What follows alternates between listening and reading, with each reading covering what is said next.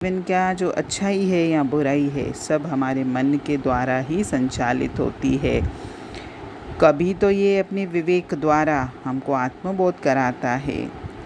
हम इस संसार की निस्सारता, क्षणभंगुरता का ज्ञान प्राप्त करते हैं और जो हमारे जीवन का शक्ति केंद्र है, सबसे बड़ा शक्ति केंद्र मेरी आत्मा, और उसमें आकर केंद्रित हो जाते हैं, क्योंकि हम परमात्मा के अंश हैं और हम में भी वही है जो उस परमपिता परमेश्वर में है।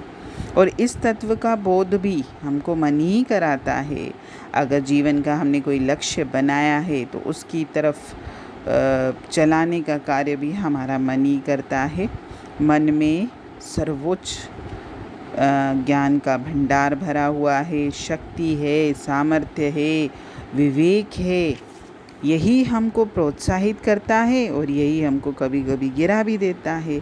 इसी से हम आत्मनिर्भरता और निर्भीकता भी प्राप्त करते हैं और यही हमारे जीवन में डर भी पैदा करता है। मन हमारे जीवन पथ को उचित दिशा में भी रखता है, भटकने नहीं देता, पथ भ्रष्ट नहीं होने देता। और वैसे भी जीवन तो एक यात्रा है और हम साधना के द्वारा या अपने कर्मों के द्वारा निरंतर अपनी जीवन में यात्राएं कर रहे हैं। जिसको जहाँ जाना है और जो कार्य करने का जो निर्देश है वो मन ही अपनी शक्ति के अनुसार करता है। अगर हम अगर जीवन में कोई संकल्प लेना चाहते हैं या अपने जीवन में कोई उद्देश्य बनाना चाहते हैं तो उसका अभ्यास भी मन की एकाग्रता से ही संपन्न होता है। कहते भी हैं ना, आध्यात्म में जो ध्यान में बैठते हैं उसमें सिर्फ एक ही चीज़ सिखाई जाती है कि आप अपने मन को एकाग्र करो।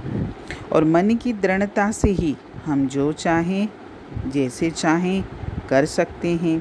वैसे भी शरीर तो एक स्थान पर चाहें अगर हम अपने शरीर को कि एक स्थान पर अचल अटल खड़ा रहकर कार्य करें तो भी ये हमारी मन की शक्ति से ही संभव है।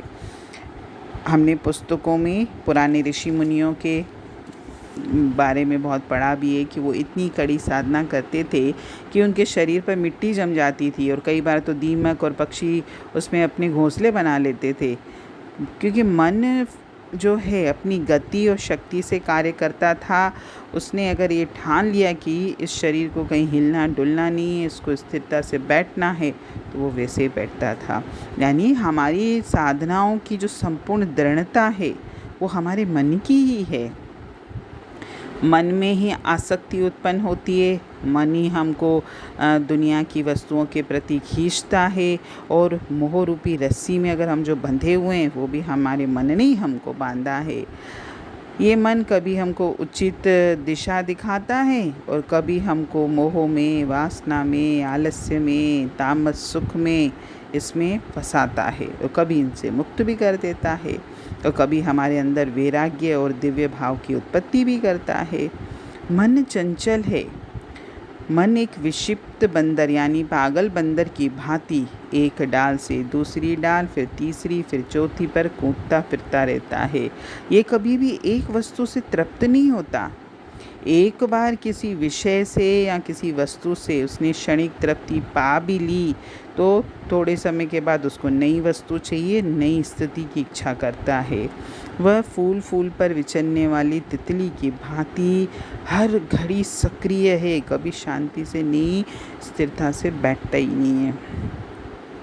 और मन से ही हमको उमंगें, प्रेरणाएं, स्फूर्ति सब हमको मन से ही मिलती है। सारी प्रेरणा, स्फूर्ति, उमंगें बाहर से नहीं मिलती, हमको हमारे अंदर से ही प्राप्त होती है, क्योंकि हमारे सपनों का निर्माता भी हमारा मन ही है। ये है मन की कहानियाँ। यानी मन अगर चाहे तो हमारे जीवन को न जाने कितने अच्छे रास्ते पर ले जा सकता है और हमारा मन ही चाहे तो हमको अच्छे रास्ते पर चलते हुए भी जीवन में पीछे घसीट कर नीचे भी ला सकता है। मतलब मन में इतनी अद्भुत शक्ति है।